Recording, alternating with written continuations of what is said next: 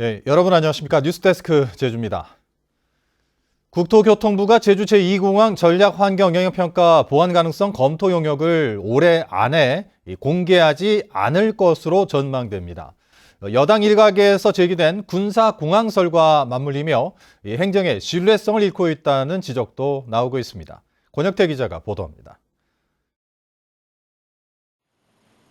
제주 제2공항 전략환경영향평가 보완 가능성 검토 연구 용역이 끝난 건 지난 10월 말.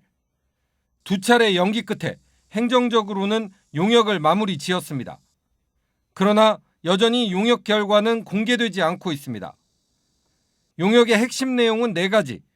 환경부가 반려한 주요 이유인 숨골과 조류, 항공소음 문제 등에 대한 보완 가능성을 따져보는 것입니다. 국토부는 일단 각 조항에 대한 조사는 마무리했습니다. 그러나 조사 결과에 대한 결론을 여전히 짓지 못하고 있는 것으로 알려졌습니다. 국토부 관계자는 결론은 정책과 정무적 판단이 포함되어야 하는 것으로 아직 검토 중이며 여전히 장관 보고가 이루어지지 않아 발표 시기를 장담하기 어렵다고 밝혔습니다. 사실상 연내 발표는 어렵게 된 셈입니다. 국토부가 용역은 마무리했지만 결론은 내리지 못했다는 납득하기 어려운 말만 되풀이하면서 제2공항을 둘러싼 갈등은 더욱 증폭되고 있습니다. 그만큼 사업의 어떤 판단이나 이런 것들이 굉장히 늦어지고 있는 부분들은 결과적으로 정책적으로 지금 미진한 부분들이 많다라고 판단할 수밖에 없어서 이런 부분은 어쨌든 국토부가 제대로 정리하지 못할 경우에는 갈등을 폭발시키는 요인이 될 수밖에 없다. 좀 이렇게 보고 있습니다. 거듭되는 발표 연기에 국토부가 대구 경북 신공항 등 타 지역 공항 정책을 우선순위에 두고 제주 제2공항은 시간 끌기에 나선 것이라는 분석도 나오고 있는 상황. 결국 제주 제2공항 문제는 해결의 실마리를 찾지 못한 채 해를 넘기게 될 것으로 보입니다. MBC 뉴스 권혁태입니다.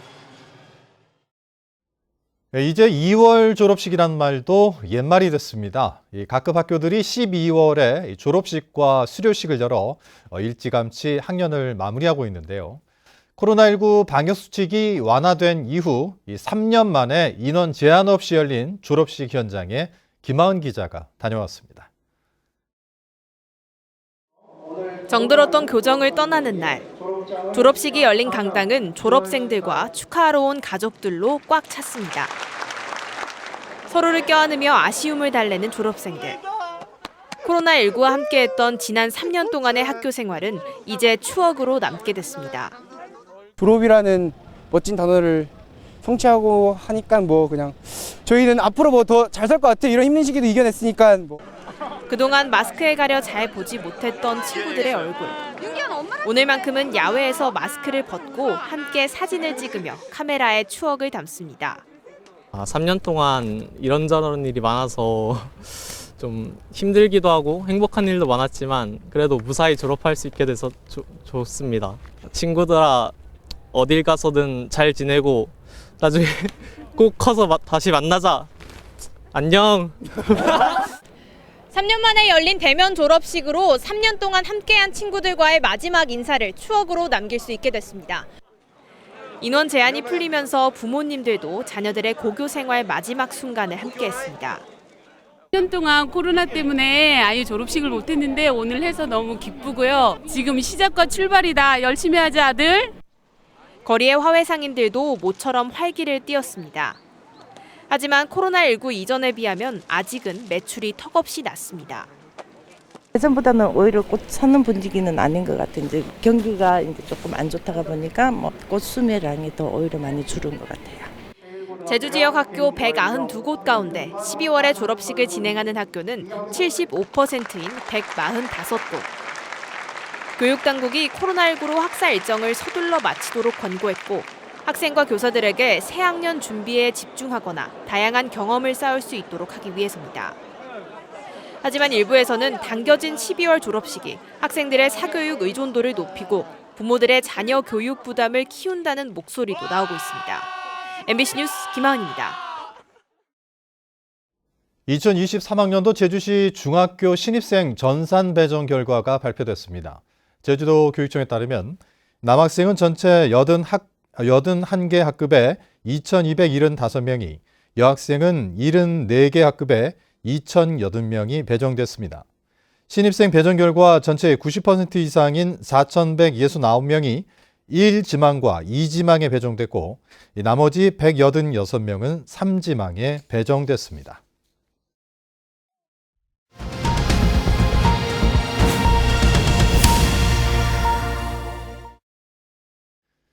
제주 MBC는 올해 제주 퍼시픽 리솜에 있던 남방 큰돌고래 비봉이 방류와 큰돌고래 태지, 아랑이의 불법 반출 사건을 집중 보도했었는데요.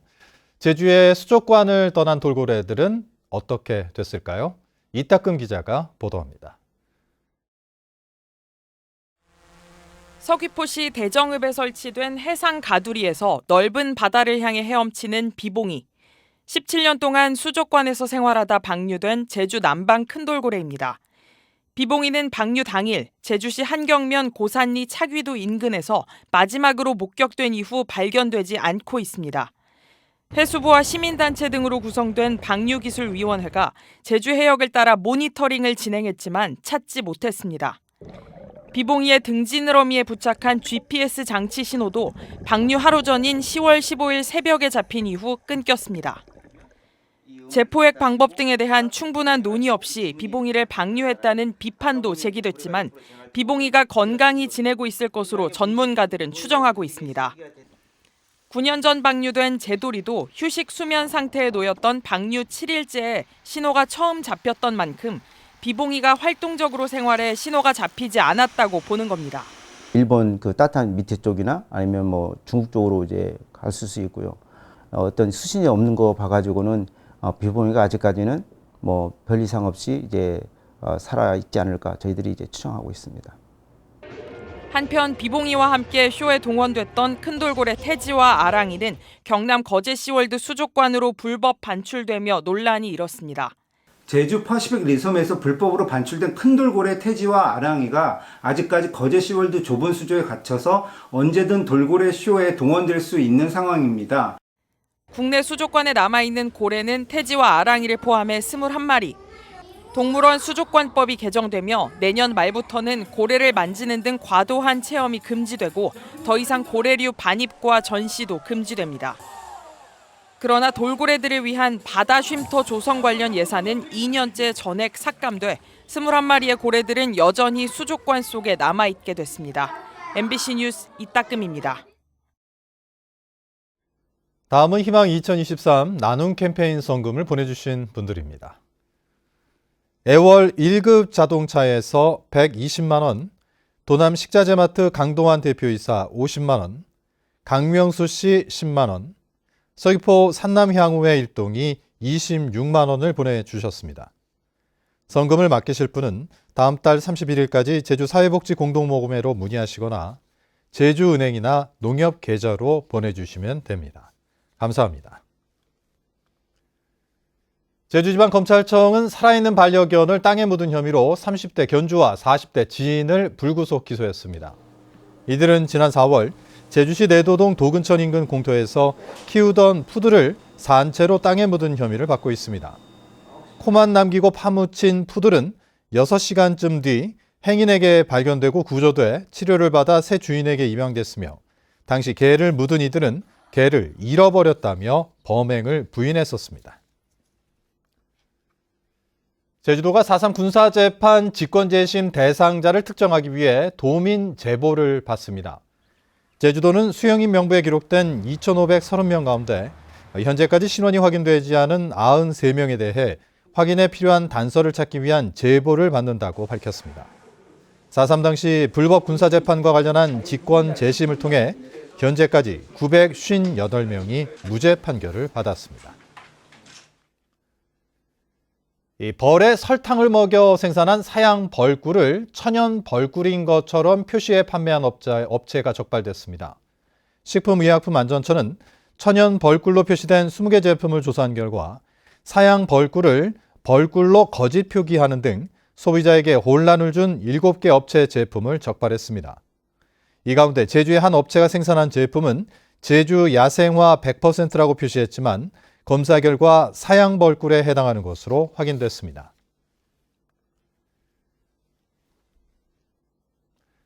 뉴스데스크 제주를 마칩니다. 시청해주신 여러분 고맙습니다.